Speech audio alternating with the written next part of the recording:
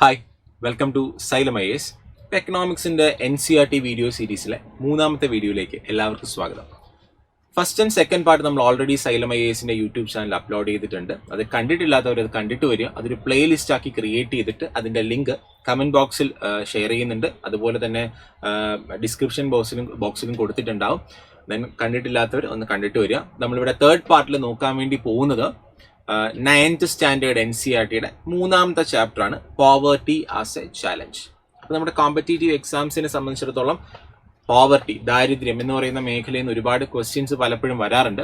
അപ്പോൾ ഈ ഒരു ചാപ്റ്ററിനകത്ത് അതിനെപ്പറ്റിയുള്ള കുറേ കാര്യങ്ങൾ, ദാരിദ്ര്യം, പോവർട്ടിയുടെ റീസൺസ് എന്തൊക്കെയാണ്, എങ്ങനെയാണ് ദാരിദ്ര്യം ഉണ്ടോ ഇല്ലയെന്ന് മെഷർ ചെയ്യുന്നത്, അങ്ങനത്തെ കുറേ കാര്യങ്ങൾ ഇതിനകത്ത് കൊടുത്തിട്ടുണ്ട്. അപ്പോൾ ആവശ്യമുള്ള കാര്യങ്ങൾ, കോമ്പറ്റേറ്റീവ് എക്സാംസിന് ആവശ്യമുള്ള കാര്യങ്ങൾ ഈ ഒരു ചാപ്റ്ററിൽ നിന്ന് എടുത്ത് നമ്മൾ ഈ ഒരു ക്ലാസ്സിലൂടെ ഡിസ്കസ് ചെയ്യുന്നുണ്ടാവും. അപ്പോൾ നോക്കാം. ആദ്യം അണ്ടർസ്റ്റാൻഡിങ് ദ കോൺസെപ്റ്റ് പോവർട്ടി, ദാരിദ്ര്യം എന്താണെന്ന് നമുക്ക് ആദ്യം ഒന്ന് മനസ്സിലാക്കാം. Poverty is one of the most multi-dimensional challenges faced by the independent India. നമ്മുടെ സ്വാതന്ത്ര്യം കിട്ടിയതിന് ശേഷം സ്വാതന്ത്ര്യാനന്തര ഭാരതം നേരിട്ട ഏറ്റവും പ്രധാനപ്പെട്ട ഒരു പ്രശ്നമാണ് ദാരിദ്ര്യം. അത് വെറും പ്രശ്നമൊന്നല്ല പറയുന്നത്, it's a multi dimensional challenge, അല്ലെ?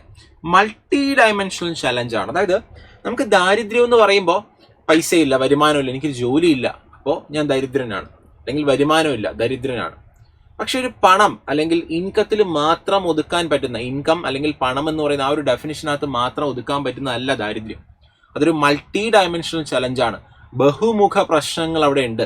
ഉദാഹരണം പറഞ്ഞാൽ പട്ടിണി, ആരോഗ്യ സംവിധാനങ്ങളിലെ ലഭ്യതക്കുറവ്, അതുപോലെ തന്നെ വിദ്യാഭ്യാസം കിട്ടാത്തൊരവസ്ഥ, അതുപോലെ ബേസിക് ആയിട്ടുള്ള സ്റ്റാൻഡേർഡ് ഓഫ് ലിവിങ് ആക്സസ് ചെയ്യാൻ പറ്റാത്ത അവസ്ഥ, ഇതെല്ലാം തന്നെ ദാരിദ്ര്യം എന്ന് പറയുന്ന ഒരു ഡെഫിനിഷനകത്ത് കൊണ്ടുവരണം. അതായത് പണമില്ല, വരുമാനമില്ല എന്ന് പറഞ്ഞ് മാത്രം നമുക്ക് എന്ത് ചെയ്യും, പണമില്ലാത്ത ആൾക്കാർ, വരുമാനമില്ലാത്ത ആൾക്കാർ മാത്രമാണ് ദരിദ്രം എന്ന് പറയാൻ പറ്റില്ല. അതൊരു മൾട്ടി ഡയമെൻഷണൽ ഇഷ്യൂ ആണ് ഇന്ത്യ ഫേസ് ചെയ്യുന്നത്.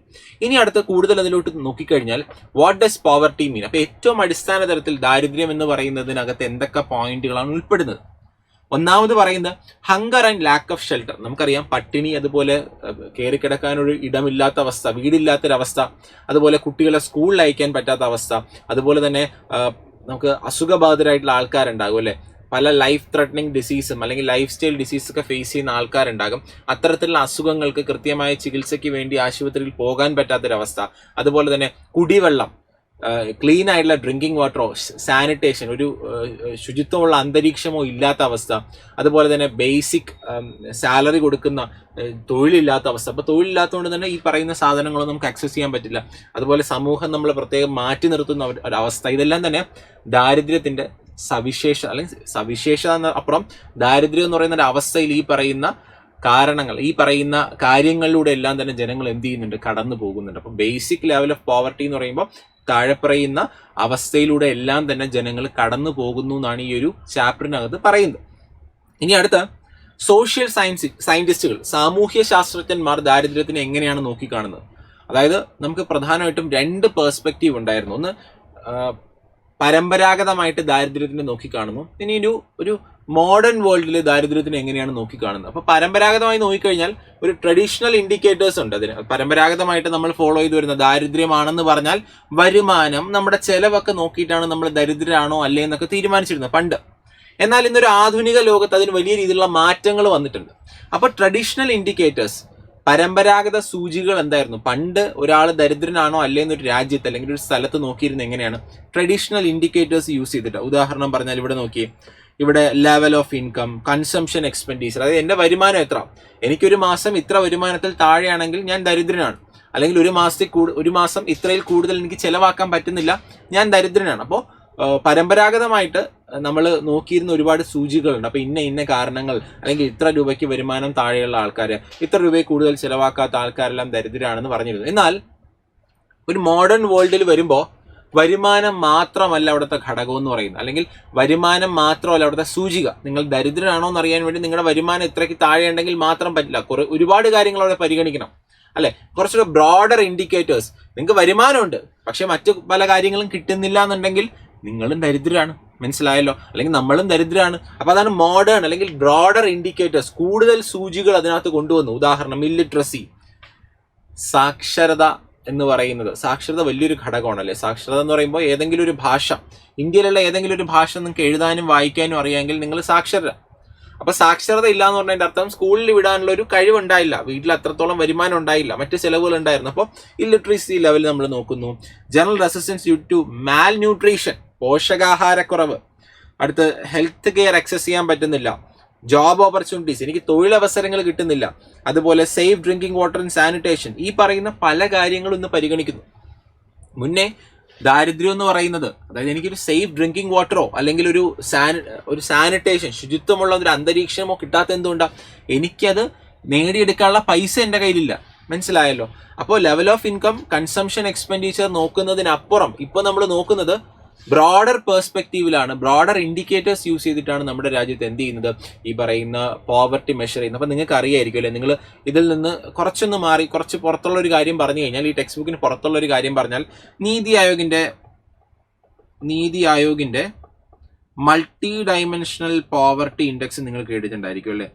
Multi dimensional poverty index. അതായത് ഇന്ത്യയിലെ ദാരിദ്ര്യം ഒരു കോണിലൂടെ മാത്രമല്ല കാണുന്നത്. അപ്പൊ global multi dimensional poverty index ഉണ്ട്, ഇന്ത്യയിൽ നാഷണൽ മൾട്ടി ഡൈമെൻഷണൽ പോവർട്ടി ഇൻഡെക്സും ഉണ്ട്. അടുത്ത് നമ്മൾ നോക്കുന്നത് the poverty line, definition methodology of poverty line. എന്താണ് ദാരിദ്ര്യരേഖ? അപ്പൊ ദാരിദ്ര്യരേഖ എന്ന് പറയുന്ന ഒരു ത്രഷോൾഡ് അല്ലെങ്കിൽ ഒരു സ്റ്റാൻഡേർഡ്. അതായത് ഉദാഹരണം പറഞ്ഞാൽ നമ്മുടെ രാജ്യത്ത് ദാരിദ്ര്യം മെഷർ ചെയ്യുന്ന ഒരു പാരാമീറ്റർ ഉണ്ട്. ഇത്ര രൂപയ്ക്ക് മുകളിൽ വരുമാനമുള്ള ആൾക്കാർ, അല്ലെങ്കിൽ ഇത്ര അസറ്റ്സ് ഉള്ള ആൾക്കാർ തുടങ്ങി അതൊരു രേഖ, നമ്മളൊരു ത്രഷ് ഹോൾഡായിട്ട് വയ്ക്കും. അതിന് മുകളിൽ വരുമാനവും അതിന് മുകളിൽ വെൽത്തും അതിന് മുകളിൽ സമ്പത്തൊക്കെ ഉള്ള ആൾക്കാരെ നമ്മൾ എബോവ് പോവർട്ടി ലൈൻ എന്ന് പറയും. അപ്പൊ ഇതാണ് ഒരു പോവർട്ടി ലൈൻ, ദാരിദ്ര്യ രേഖ എന്ന് പറയുന്നത്. പല മാനദണ്ഡങ്ങൾ കണക്കാക്കിയാണ് ഈ ഒരു രേഖ, ഒരു ഇമാജിനറി ലൈൻ നമ്മൾ വരയ്ക്കുന്നത്. ആ ഒരു ബേസിക് ആയിട്ടുള്ള കാര്യങ്ങൾ ഉണ്ടെങ്കിൽ നിങ്ങൾ എബോവ് പോവർട്ടി ലൈൻ, ദാരിദ്ര്യരേഖയ്ക്ക് മുകളിലുള്ള ആൾക്കാരാണ്. എന്നാൽ അതിന് താഴെയുള്ള ആൾക്കാരെ നമുക്ക് BPL അല്ലെങ്കിൽ ബിലോ പോവർട്ടി ലൈൻ, ദരിദ്രർ എന്ന് പറയാം. ഒരു പോവർട്ടി ലൈൻ എന്ന് പറയുന്ന ഒരു ഇമാജിനറി ലൈനാണ്, ഒരു ഇമാജിനറി ത്രഷ് ആണ് ഓഫ് മിനിമം ഇൻകം അല്ലെങ്കിൽ consumption considered necessary to fulfil the basic needs. നിങ്ങളുടെ അടിസ്ഥാനപരമായിട്ടുള്ള ആവശ്യം, എനിക്കിപ്പോൾ ഭക്ഷണം വേണം, വീട് വേണം, അല്ലെങ്കിൽ താമസിക്കാൻ ഒരു സൗകര്യം വേണം, ആരോഗ്യ സംവിധാനങ്ങൾ വേണം, ഇതെല്ലാം മീറ്റ് ചെയ്യണമെന്നുണ്ടെങ്കിൽ നമ്മുടെ കയ്യിൽ ഇത്ര രൂപ വേണം മിനിമം. അപ്പൊ അത്രയും രൂപ ഉള്ള ഒരാളാണെന്നുണ്ടെങ്കിൽ നിങ്ങൾ എബോവ് പോവർട്ടി ലൈനാണ്, ദാരിദ്ര്യരേഖയ്ക്ക് മുകളിലുള്ള ഒരാളാണ്. എന്നാൽ അത്രയും കാര്യങ്ങൾ മീറ്റ് ചെയ്യാനുള്ള പൈസ നിങ്ങളുടെ കയ്യിൽ ഇല്ല എന്നുണ്ടെങ്കിൽ നിങ്ങൾ ബിലോ പോവർട്ടി ലൈനാണ്. ഒരു ഉദാഹരണം പറഞ്ഞാൽ, ഇപ്പോൾ പറയുകയാണെന്ന് എനിക്ക് ആരോഗ്യ സേവനങ്ങളും വിദ്യാഭ്യാസ സേവനങ്ങളും അതുപോലെ ഭക്ഷണമൊക്കെ വാങ്ങിച്ചു കഴിക്കാനായിട്ട് ഒരു മാസം 10,000 രൂപയാണ് വേണ്ടത്. എൻ്റെ കയ്യിൽ ഒരു 12,000 രൂപ ഉണ്ടെങ്കിൽ ഞാൻ എന്താണ്, എബോവ് പോവർട്ടി ലൈനാണ്. 10,000-ന് മുകളിലല്ലേ എൻ്റെ സാലറി. എന്നാൽ എൻ്റെ കയ്യിലുള്ള സാലറി ഒരു 6,000 രൂപയൊക്കെയാണ്. അങ്ങനെയാണെങ്കിൽ ഞാൻ ബിലോ പോവർട്ടി ലൈനാണ്, ദാരിദ്ര്യരേഖയ്ക്ക് താഴെയുള്ള ആൾക്കാരാണ്. അപ്പോൾ it varies time and place. ഇത് വ്യത്യാസപ്പെട്ടിരിക്കും കേട്ടോ. ഇങ്ങനെ പോവർട്ടി ലൈൻ, ദാരിദ്ര്യം മെഷർ ചെയ്യുന്ന ഒരു രേഖ അല്ലെങ്കിൽ ഒരു സൂചിക എന്ന് പറയുന്നത് ഓരോ സ്ഥലത്തും വ്യത്യാസപ്പെട്ടിരിക്കും, ഓരോ സമയത്തും വ്യത്യാസപ്പെട്ടിരിക്കും. പറഞ്ഞ മനസ്സിലായല്ലോ? ഉദാഹരണം, കുറേ വർഷങ്ങൾക്ക് മുന്നേ, ഒരു 10-30 വർഷങ്ങൾക്ക് മുന്നേ ആണെങ്കിൽ ദാരിദ്ര്യം മെഷർ ചെയ്യാനായിട്ട് നമുക്ക് ഭക്ഷണത്തിന്റെ അളവ് മാത്രം നോക്കിയാൽ മതി. അതായത് ഇത്ര 3 നേരം ഭക്ഷണം കഴിക്കാൻ പറ്റുന്നുണ്ടോ, അല്ലെങ്കിൽ ഇത്ര കലോറി ഫുഡ് കഴിക്കാൻ പറ്റുന്നുണ്ടോ, നിങ്ങൾ ദാരിദ്ര്യരേഖയ്ക്ക് മുകളില. അതിനുള്ള പൈസ നിങ്ങളുടെ കയ്യിലുണ്ടോ, നിങ്ങൾ ദാരിദ്ര്യരേഖയ്ക്ക് മുകളില. എന്നാൽ ഇന്നത് മാറിയല്ലേ. അതായത് ഒരു അടച്ചുറപ്പുള്ള വീട്, അതുപോലെ തന്നെ മറ്റ് ആരോഗ്യ സംവിധാനം, വിദ്യാഭ്യാസ സേവനങ്ങൾ, ഇതൊക്കെ നിങ്ങൾക്ക് അഫോർഡ് ചെയ്യാൻ പറ്റുന്നുണ്ടോ, ആക്സസ് ചെയ്യാൻ പറ്റുന്നുണ്ടോ, അതൊക്കെ നോക്കണ്ട. ഒരു ആധുനിക ലോകത്തിലോട്ട് വരുമ്പോൾ പോവർട്ടിയുടെ ഡെഫിനിഷൻ മാറും.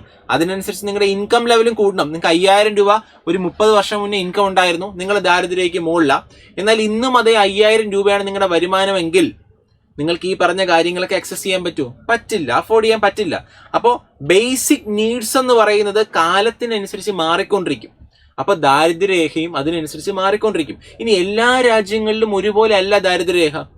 ഇന്ത്യയിൽ ഇന്ന സാധനങ്ങൾ അല്ലെങ്കിൽ ഇന്ന അസറ്റ് അല്ലെങ്കിൽ ഈ പറയുന്ന വസ്തുക്കൾ ആക്സസ് ചെയ്യാൻ പറ്റുന്ന ആൾക്കാരാണെങ്കിൽ ദാരിദ്ര്യരേഖയ്ക്ക് മുകളില. എന്നാൽ US വരുമ്പോൾ മൊത്തത്തിൽ മാറും. മനസ്സിലായോ? ഇനി different countries have different levels of development and social norms. Example, in the US not owning a car may indicate poverty. In India owning a car still a luxury. മനസ്സിലായോ? അമേരിക്കയുടെ കാര്യവും ഇന്ത്യയുടെ കാര്യവും എടുക്കുക. ഇപ്പൊ അമേരിക്കയിൽ നിങ്ങൾക്കൊരു കാർ ഇല്ല എന്നുണ്ടെങ്കിൽ നിങ്ങൾ ദരിദ്രമായിട്ടാണ് കണക്കാക്കുന്നത്. നിങ്ങൾക്കൊരു കാറില്ല, യു ആർ പുവർ. എന്നാൽ നിങ്ങളുടെ ഇന്ത്യയുടെ കാര്യം എടുത്തു കഴിഞ്ഞാലോ, നിങ്ങൾക്ക് വെൽത്ത് ഉണ്ട്, നിങ്ങൾക്ക് ബാക്കി എല്ലാ ഫെസിലിറ്റീസും ആക്സസ് ചെയ്യാൻ പറ്റുന്നുണ്ട്, പക്ഷെ നിങ്ങൾക്ക് കാറില്ല, നിങ്ങൾ പാവപ്പെട്ടവരെന്ന് പറയുമോ? ഇല്ല. കാർ ഒരു ലക്ഷറി ആയിട്ട് ഇന്ത്യയിൽ ഇപ്പോഴും എന്ത് ചെയ്യുന്നുണ്ട്, കൺസിഡർ ചെയ്യുന്നുണ്ട്. അപ്പോൾ ഓരോ രാജ്യം, സൊസൈറ്റി, കൾച്ചർ മാറുന്നതിനനുസരിച്ച് ദാരിദ്ര്യത്തിന്റെ ഡെഫിനിഷനും മാറുന്നു. ബേസിക് നീഡാണോ കാറ് എന്ന് ഇന്ത്യയിൽ ചോദിച്ചാൽ ഇന്നും പലപ്പോഴും ഗ്രാമത്തിലുള്ള ആൾക്കാർ പറയും, പല ഗ്രാമങ്ങളിലുള്ള ആൾക്കാർ പറയും കാർ ഒരു ബേസിക് നീഡ് അല്ല, കാർ ഇസ് എ ലക്ഷറി. മനസ്സിലായല്ലോ, ഒരു വാണ്ടാണ്, നീഡല്ല. പറഞ്ഞ് മനസ്സിലായല്ലോ. അപ്പൊ അതാണ് ഈ ഒരു പോവർട്ടിയുടെ പ്രത്യേകത. അപ്പം ലോകത്തെല്ലാ സ്ഥലത്തും ഒരേ രീതിയിൽ നമുക്ക് എന്ത് ചെയ്യാൻ പറ്റില്ല, ദാരിദ്ര്യം, പോവർട്ടി മെഷർ ചെയ്യാൻ പറ്റില്ല എന്നുള്ള കാര്യം എന്ത് ചെയ്യുക, ഒന്ന് മനസ്സിലാക്കുക. ഇനി ഇന്ത്യയിൽ പ്രധാനമായിട്ട് നമ്മൾ ഫുഡ് ബേസ്ഡ് ഉള്ള കലോറി അപ്രോച്ചാണ് യൂസ് ചെയ്യുന്നത്. അപ്പോൾ നമ്മൾ ഇന്ത്യയിൽ ദാരിദ്ര്യം മെഷർ ചെയ്യാനായിട്ട് കലോറി ബേസ്ഡ് ആയിട്ടുള്ള അപ്രോച്ചാണ് യൂസ് ചെയ്യുന്നത്. എന്ന് വെച്ചാൽ കലോറി ബേസ്ഡ് ആയിട്ടുള്ള അപ്രോച്ച് എന്ന് വെച്ചാൽ എന്താ, കലോറി എന്ന് വെച്ചാൽ നമുക്ക് ഫുഡ് കഴിക്കുമ്പോൾ കിട്ടുന്ന ഊർജ്ജം. അപ്പോൾ നമ്മുടെ രാജ്യത്ത് ജീവിക്കാൻ അല്ലെങ്കിൽ ജോലി ചെയ്ത് ഒരാൾക്ക് മുന്നോട്ട് പോകണമെന്നുണ്ടെങ്കിൽ അല്ലെങ്കിൽ ജീവിച്ച് മുന്നോട്ട് പോകണമെന്നുണ്ടെങ്കിൽ ഒരു ദിവസം മിനിമം ഇത്ര കലോറി എങ്കിലും ഫുഡ് നിങ്ങൾ കഴിച്ചിരിക്കണം. ഇപ്പൊ കലോറി റിക്വയർമെന്റ് ഉണ്ട്. ഇവിടെ നോക്കിയേ, ഗവൺമെന്റ് പറയുന്ന കണക്ക് പ്രകാരം റൂറൽ വേഴ്സസ് അർബൻ, അതായത് റൂറൽ വേഴ്സസ് അർബൻ എന്ന് പറയുമ്പോൾ ഗ്രാമപ്രദേശത്തും നഗരപ്രദേശത്തും. ഗ്രാമപ്രദേശത്തുള്ള ഒരാളാണെങ്കിൽ നിങ്ങൾക്ക് ദിവസവും 2400 കലോറിയാണ് വേണ്ടത്. നഗരപ്രദേശത്താണെങ്കിൽ 2100 കലോറി. കാരണം ഗ്രാമപ്രദേശത്താണല്ലോ കൂടുതലും ഫിസിക്കലി ആക്റ്റീവ് ആയിട്ടുള്ള തൊഴിൽ നമ്മൾ ചെയ്യുന്നത്, അല്ലേ? കൃഷി അതുപോലുള്ള കൂടുതൽ അൺസ്കിൽഡ് ആയിട്ടുള്ള വർക്ക് നമ്മൾ ചെയ്യുന്നത് ഗ്രാമപ്രദേശത്ത്. അപ്പോൾ ഗ്രാമപ്രദേശത്ത് നിങ്ങൾക്ക് 2400 കലോറി ഒരു ദിവസം കിട്ടുകയാണെന്നുണ്ടെങ്കിൽ, അല്ലെങ്കിൽ അത് വാങ്ങാൻ വേണ്ടി നിങ്ങളുടെ കയ്യിൽ പൈസ വേണം, അത്രയും ഫുഡ് നിങ്ങൾക്ക് കഴിക്കാൻ പറ്റണം. ഇനി നഗരപ്രദേശത്ത് 2100 കലോറി കഴിക്കാൻ പറ്റണം. ഇനി 2011-12 കണക്ക് പ്രകാരം ഗ്രാമപ്രദേശത്ത് ആ പറയുന്ന 2400 കലോറി മേടിക്കാൻ വേണ്ടിയിട്ട് ഒരു മാസം 816 രൂപയും ഒരാൾക്ക് നഗരപ്രദേശത്ത് ഒരാൾക്ക് 1000 രൂപയാണ് വേണ്ടത്. അപ്പോൾ ഒരാൾക്ക് 816 ഒരു മാസം വേണ്ടത് ഇത് വാങ്ങി കഴിക്കാനായിട്ട്. 2011-12 കണക്കാണ്. ഇന്ന് ഇൻഫ്ലേഷന് കാരണം വളരെയധികം മാറ്റം വന്നിട്ടുണ്ട്. ഇതാ ടെക്സ്റ്റ് ബുക്കിനകത്ത് പറയുന്ന കണക്കാണ്. 816 രൂപ ഒരു മാസം ഒരാൾക്ക് ഉണ്ട് എന്നുണ്ടെങ്കിൽ, അഞ്ച് പേരുള്ള ഫാമിലി ആണെങ്കിൽ 816 × 5 അങ്ങനെയാണെന്നുണ്ടെങ്കിൽ നിങ്ങൾ ദാരിദ്ര്യരേഖയ്ക്ക് മുകളിലാണ്. അതിന് മുകളിലാണ് നിങ്ങളുടെ പൈസ. നിങ്ങളുടെ കയ്യിൽ 900 ഉണ്ട് ഒരാൾക്ക്, അങ്ങനെയാണെങ്കിൽ നിങ്ങൾ ദാരിദ്ര്യരേഖയ്ക്ക് മുകളിലാണ്. കാരണം അത് ഉപയോഗിച്ച് നിങ്ങൾക്ക് എന്ത് ചെയ്യാൻ പറ്റും, ഭക്ഷണം വാങ്ങിച്ച് കഴിക്കാൻ പറ്റും. പറഞ്ഞ മനസ്സിലായി. ഇവിടെ കൊടുക്കുന്നു 4080, അർബൻ ആണെങ്കിൽ 5000. എന്താ ഈ പറയുന്ന 5 പേരുള്ള ഫാമിലി ആണെങ്കിൽ. ഇത് ഈ സർവേ കണ്ടക്ട് ചെയ്യുന്ന NSSO ആണ് കേട്ടോ. എല്ലാ 5 വർഷം കൂടുമ്പോഴും നമ്മുടെ രാജ്യത്ത് സർവേ നടത്തി എന്തൊക്കെ സാധനങ്ങൾ അല്ലെങ്കിൽ എത്രയാണ് നമ്മൾ ഭക്ഷണം കഴിക്കാൻ അല്ലെങ്കിൽ കലോറി ഇൻടേക്കിന് ആവശ്യമായിട്ടുള്ള പൈസ തുടങ്ങിയ കാര്യങ്ങൾ അനുസരിച്ച് എന്ത് ചെയ്യും, ഇങ്ങനെ അപ്ഡേറ്റ് ചെയ്തുകൊണ്ടിരിക്കും. ഇതാരാണ് നടത്തുന്നതെന്ന് ചോദിച്ചാൽ NSSO, national sample survey organisation ആണ്. ഇനി വേൾഡ് ബാങ്കിന്റെ ഇന്റർനാഷണൽ പോവർട്ടി ലൈൻ പറയുന്നത് $1.9 പെർ പേഴ്സൺ ആണ് പെർ ഡേ. ഒരാൾക്ക് ഒരു ദിവസം ജീവിക്കാൻ $1.9 ആണ് വേണ്ടതെന്ന്. ഏകദേശം ഒരു 100 റുപ്പീസ് ആണ് വേണ്ടത്. ഇതിനകത്ത് ഒരു 150 160 എന്തോ രൂപയാണ് ഇതിന്റെ ഭാഗമായിട്ട് വേണ്ടതെന്ന് പറയുന്നത്. ഒരു ദിവസം ഒരാൾക്ക് ജീവിക്കാൻ അത്രയും വേണമെന്നാണ് വേൾഡ് ബാങ്കിന്റെ ഇന്റർനാഷണൽ പോവർട്ടി ലൈൻ പറയുന്നത്. ഒരു ആവറേജ് കണക്കാണ്, മനസ്സിലായോ? അപ്പൊ ഇതാണ് പാരാമീറ്ററും റൂറൽ വേഴ്സസ് അർബൻ എന്ന് പറയുന്നത്. ഇനി ഇന്ത്യയിലെ നാഷണൽ പോവർട്ടി എസ്റ്റിമേറ്റ് നോക്കിയാൽ ടെൻഡുൽക്കർ കമ്മിറ്റി, ഗവൺമെന്റ് അപ്പോയിന്റ് ചെയ്തൊരു കമ്മിറ്റിയാണ് ടെൻഡുൽക്കർ കമ്മിറ്റി. അപ്പൊ ടെൻഡുൽക്കർ കമ്മിറ്റി പറഞ്ഞതെന്ന് വെച്ച് കഴിഞ്ഞാൽ ഒരു നാഷണൽ പോവർട്ടി എസ്റ്റിമേറ്റ് പ്രകാരം പറയുന്നത് നോക്കിയേ, ഇത് ഓരോ മീൻസ് എന്ത് ചെയ്യുന്നുണ്ട്, 93 മുതൽ 2012 വരെയുള്ള കണക്കാണ് പോവർട്ടിയുടെ കാര്യം എടുത്തു കഴിഞ്ഞാൽ. അതിനകത്ത് കൊടുത്തിരിക്കുന്നത് എന്താ ഈ പറയുന്ന പോലെ 50% ആണ് റൂറൽ ഏരിയയിലെ ആൾക്കാർ ദരിദ്രരായിട്ടുള്ളത് 1993. പക്ഷെ 2011-12 വന്നപ്പോൾ അത് 26%. ഇത് ശതമാനത്തിന്റെ കാര്യമാണ് പറയുന്നത്. ശതമാനമായിട്ട് കുറഞ്ഞിട്ടുണ്ട്. നഗരപ്രദേശങ്ങളിൽ 32% എന്നുള്ളത് 14 കുറഞ്ഞിട്ടുണ്ട്. മൊത്തം 45% എന്നുള്ളത് 22 കുറഞ്ഞിട്ടുണ്ട്. ഇനി മില്യൺ ആൾക്കാരുടെ കാര്യം, 329 മില്യൺ ആൾക്കാരാ റൂറൽ. അർബന് 75. അത് എന്ത് ചെയ്യാൻ പറ്റിയിട്ടുണ്ട്, വലിയ രീതിയിൽ കുറയ്ക്കാൻ പറ്റിയിട്ടുണ്ട്. അപ്പൊ നമ്പറുടെ കാര്യത്തിലും പെർസെന്റേജിന്റെ കാര്യത്തിലും എന്ത് ചെയ്തിട്ടുണ്ട്, നമ്മുടെ രാജ്യത്ത് ദാരിദ്ര്യം കുറയ്ക്കാൻ വേണ്ടി പറ്റിയിട്ടുണ്ടെന്നാണ്. ഇനി അടുത്ത് നമുക്ക് നോക്കിയാൽ വൾണറബിൾ ഗ്രൂപ്പ്സ് ആരൊക്കെയാണ് ഈ പറയുന്ന ദാരിദ്ര്യത്തിലൂടെ ഏറ്റവും വൾണറബിൾ ആയിട്ട് നിൽക്കുന്ന വിഭാഗങ്ങൾ നോക്കിക്കഴിഞ്ഞാൽ, അതായത് ദാരിദ്ര്യം എല്ലാവരെയും ഒരുപോലെ അല്ല ബാധിക്കുന്നത്.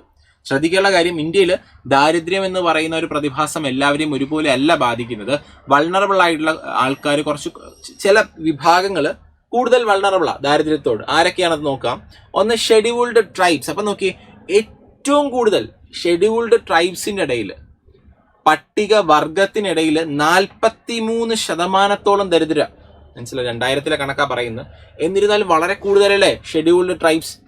കാഷ്വൽ ലേബർ, അതായത് ഈ പറയുന്ന ഏതെങ്കിലും കൃഷിയിടത്തിൽ ജോലിക്ക് പോകുന്ന ആൾക്കാർ, അതായത് അതിന് നമുക്ക് ഫാം ലേബറേഴ്സ് എന്ന് നമുക്ക് പറയാം. അവർ നോക്കിയേ 34%. ഇനി നഗരപ്രദേശത്തിൽ ഇങ്ങനെ ദിവസ പണിക്ക് പോകുന്ന ആൾക്കാരുണ്ട്, അവർക്ക് 34%. ഷെഡ്യൂൾഡ് കാസ്റ്റിന്റെ ഇടയിൽ 29%. ഇന്ത്യയുടെ മൊത്തം ആവറേജ് 22%. അതായത് മൊത്തം ആവറേജ് എന്ന് പറയുമ്പോൾ ഇന്ത്യയിലെ മുഴുവൻ ജനങ്ങളുടെ ഇടയിൽ 22% ആൾക്കാരാണ് ദരിദ്രരായിട്ടുള്ള ആൾക്കാരെന്ന് പറയുന്നത്. എന്നാൽ അതിൽ ആ ഒരു ആവറേജിനേക്കാളും എത്രയോ കൂടുതലാണ് ഷെഡ്യൂൾഡ് ട്രൈബ്സിന്റെ ഇടയിൽ, അല്ലെ, പട്ടിക വർഗത്തിനിടയിലുള്ള ദാരിദ്ര്യം. അപ്പോൾ എല്ലാ വിഭാഗത്തിനും ഒരുപോലെ അല്ല അവർ ദാരിദ്ര്യത്തോട് അവർ വൾണറബിൾ ആയിരിക്കുന്നത്. ചില വിഭാഗങ്ങൾ വളരെ കൂടുതൽ എന്താണ് വൾണറബിൾ ആണ് എന്നുള്ള കാര്യം എന്ത് ചെയ്യുക, ഒന്ന് അറിഞ്ഞിരിക്കുക. ഇനി അടുത്തത്, being a landless casual wage labour and belonging to a socially disadvantage group SC or ST created double disadvantages, both economic and social vulnerability compound each other. മനസ്സിലായല്ലോ? അതായത് ഒരു ലാൻഡ്ലെസ് കാഷ്വൽ വേജ് ലേബറും അതുപോലെ തന്നെ സോഷ്യലി ഡിസഡ്വാൻറ്റേജ് ഗ്രൂപ്പും ആണെങ്കിൽ നിങ്ങൾ രണ്ട് തരത്തിലുള്ള vulnerability, social and economic vulnerability face ചെയ്യുന്നു. പലപ്പോഴും ലാൻഡ്ലെസ് കാഷ്വൽ വേജ് ലേബർ എന്ന് പറയുന്നത് എന്താ, ഇപ്പോൾ SC ST വിഭാഗത്തിൽപ്പെടുന്ന ആൾക്കാർക്ക് പലപ്പോഴും നമുക്കറിയാം അവർക്ക് ഈ പറയുന്ന സ്വത്തുക്കൾ കൈവശം വയ്ക്കാനുള്ള അർഹത പണ്ട് സമൂഹം കൊടുത്തിരുന്നില്ല. പക്ഷെ പിന്നീട് ലാൻഡ് റിഫോംസ് ഒക്കെ വന്നപ്പോൾ അതിൽ മാറ്റം ഉണ്ടായെങ്കിൽ പോലും വലിയൊരു വിഭാഗം SC ST അതുപോലെ ട്രൈബൽ ഏരിയാസിൽ ഫിഷർമെൻ കമ്മ്യൂണിറ്റി അങ്ങനെ ഒരുപാട് ആൾക്കാരുടെ കയ്യിൽ ഇന്നും ഭൂമിയില്ല. ഭൂമി ഇല്ലാത്തത് കൊണ്ട് തന്നെ ഇവരൊക്കെ എന്ത് ചെയ്യും, മറ്റ് ഉടമകളായിട്ടുള്ള കർഷകരുടെ പറമ്പിൽ കൃഷി ചെയ്യാൻ പോകും. അങ്ങനെ വരുന്ന സമയത്ത് അവര് വരുമാനമില്ല, അതുപോലെ സാമൂഹ്യമായിട്ട് അവർ എന്ത് ചെയ്യുന്നുണ്ട്, ഈ പറയുന്ന വേർതിരിവുകൾ നേരിടുന്നുണ്ട്. SC ST വിഭാഗങ്ങളെല്ലാം തന്നെ എന്ത് ചെയ്യുന്നുണ്ട്, ഈ പറയുന്ന പ്രത്യേകിച്ച് social and economic vulnerability face ചെയ്യുന്നു. സാമ്പത്തികമായിട്ട് അവർക്ക് പണമില്ല, കൂടാതെ സാമൂഹ്യമായിട്ടുള്ള മാറ്റി നിർത്തലുകൾ, എക്സ്ക്ലൂഷൻസ് അവർ ഫേസ് ചെയ്യുന്നുണ്ട്. നമുക്കറിയാം പലപ്പോഴും സാമ്പത്തികമായിട്ട് മുന്നേറിയാൽ അതിനൊപ്പം നമുക്കൊരു സാമൂഹ്യമായിട്ടുള്ള മുന്നേറ്റം, ഒരു സോഷ്യൽ അപ്ലിഫ്റ്റ്മെന്റും പോസിബിളാണ്. പക്ഷെ ഇവിടെ എന്ത് ചെയ്യുന്നു, രണ്ട് തരത്തിലുള്ള ഡിസഡ്വാൻറ്റേജ് അവർ ഫേസ് ചെയ്യുന്നുണ്ട്. ഇനി intra family inequality, even within the poor families distribution of resources unequal. Women, elderly people and female infants are often denied equal access to resources. കണ്ടല്ലോ, നമുക്ക് പലപ്പോഴും ഒരു കുടുംബത്തിനകത്ത് തന്നെ എന്തുണ്ട്, അസമത്വം എന്നുള്ളതായിട്ട് കാണാൻ പറ്റും. ഇപ്പോൾ ഒരു കർഷക കുടുംബമാണ് അവർ, അല്ലെങ്കിൽ ഈ പറയുന്ന പോലെ ഒരു വളരെ വരുമാനം കുറഞ്ഞൊരു കുടുംബമാണെന്നുണ്ടെങ്കിൽ അതിനകത്ത് തന്നെ സ്ത്രീകൾക്ക്, പ്രായമായിട്ടുള്ള ആൾക്കാർക്ക്, പ്രത്യേകിച്ച് കൊച്ചു പെൺകുട്ടികൾക്കൊക്കെ ഈ പറയുന്ന മറ്റുള്ള അവിടുത്തെ പുരുഷന്മാർക്ക് കിട്ടുന്ന അതേ വിഭവങ്ങൾ അവർക്ക് കൊടുക്കണമെന്നില്ല. കാരണം എന്താ, കാരണം പുരുഷന്മാരാണ് ജോലിക്ക് പോകുന്നത്, അപ്പോൾ അവർക്കാണ് കൂടുതൽ ഭക്ഷണം കിട്ടാനുള്ളത്, വിഭവങ്ങൾ കിട്ടാനുള്ളത് എന്നുള്ള രീതിയിൽ സ്ത്രീകൾക്കും പ്രായമായിട്ടുള്ള ആൾക്കാർക്കും പലപ്പോഴും ഭക്ഷണം അതുപോലുള്ള കാര്യങ്ങളൊക്കെ കൊടുക്കുന്നത് വളരെ കുറവാണെന്നും ഇതിനകത്ത് പറയുന്നുണ്ട്, ഈ ഒരു ടെക്സ്റ്റ് ബുക്കിനകത്ത് പറയുന്നുണ്ട്. ഇതിനടുത്ത് inter state disparities in poverty. നമുക്കിവിടെ നോക്കിക്കഴിഞ്ഞാൽ എല്ലാ ഞാൻ പറഞ്ഞു നമ്മുടെ രാജ്യത്തെ മുഴുവൻ ജനങ്ങൾക്കിടയിലും ഒരുപോലെ അല്ല ദാരിദ്ര്യം എന്ന് പറഞ്ഞു. അതുപോലെ തന്നെ നമ്മുടെ രാജ്യത്തെ എല്ലാ സംസ്ഥാനങ്ങൾക്കിടയിലും ഒരുപോലെ അല്ല ദാരിദ്ര്യം, ഡിസ്പാരിറ്റീസ് ഉണ്ട്. പലതരത്തിലുള്ള വേർതിരിവുകളും വ്യത്യാസങ്ങളും കാണാൻ പറ്റും സംസ്ഥാനങ്ങൾക്കിടയിൽ. അതായത് ബീഹാർ, ഒഡീഷ തുടങ്ങിയ സംസ്ഥാനങ്ങളെല്ലാം തന്നെ ഇന്ത്യയിലെ ഏറ്റവും പുവർ ആയിട്ടുള്ള സംസ്ഥാനങ്ങളാണ്. ഓക്കെ, ദെൻ ബീഹാർ 33%, ഒഡീഷ 32%, 2015-16 കണക്കാം. ഇനി മധ്യപ്രദേശ്, ആസാം, ഉത്തർപ്രദേശ്, ജാർഖണ്ഡ്, ഛത്തീസ്ഗഡ് എല്ലാം തന്നെ ഉയർന്ന ദാരിദ്ര്യമുള്ള സംസ്ഥാനങ്ങളാണ്. ഇനി ദാരിദ്ര്യം കുറഞ്ഞ സംസ്ഥാനങ്ങൾ എടുത്താൽ കേരള, ഹിമാചൽ പ്രദേശ്, പഞ്ചാബ്, ആന്ധ്രാപ്രദേശ് ഒക്കെ എന്ന് പറഞ്ഞാൽ പോവർട്ടി വളരെ കുറവാണ്. All India average 21%. അതായത് 2015-16 കണക്ക് പ്രകാരം ഇന്ത്യയിൽ മുഴുവൻ 21.9% ആൾക്കാർ ഇപ്പോഴും ദരിദ്രരാണ് എന്നുള്ള കാര്യം അറിഞ്ഞിരിക്കാം. ഇനി എന്തുകൊണ്ട് ചില സ്റ്റേറ്റുകൾ സക്സീഡ് ചെയ്തു, അല്ലെങ്കിൽ ചില സംസ്ഥാനങ്ങൾ മറ്റുള്ളവരെക്കാളും മുന്നിലെത്തി നിൽക്കുന്നു, അതായത് ദാരിദ്ര്യം കുറയ്ക്കുന്ന കാര്യത്തിൽ, കുറച്ച് ദാരിദ്ര്യം മാത്രമുള്ള കാര്യത്തിലെന്ന് ചോദിച്ചാൽ കേരളത്തിന്റെ കാര്യം എടുത്തു കഴിഞ്ഞാൽ നമുക്കറിയാം കേരള മോഡൽ ഓഫ് ഡെവലപ്മെന്റ് അവിടെ വളരെ വളരെ വളരെ പ്രസക്തമാണ്. Kerala focus on human resource development, education, health care and social empowerment. നമുക്കറിയാം കേരളത്തിന്റെ കാര്യം പലപ്പോഴും നമ്മൾ പറയാറുണ്ട്. കേരള വികസന മാതൃക, കേരള മോഡൽ ഓഫ് ഡെവലപ്മെന്റ് എന്ന് പറയുന്നത് ആരോഗ്യ മേഖല, വിദ്യാഭ്യാസ മേഖല, ജനങ്ങളുടെ ജീവിത നിലവാരം, സ്ത്രീ ശാക്തീകരണം തുടങ്ങിയ കാര്യങ്ങളിലാണ് പ്രാധാന്യം കൊടുത്തത്, അല്ലേ?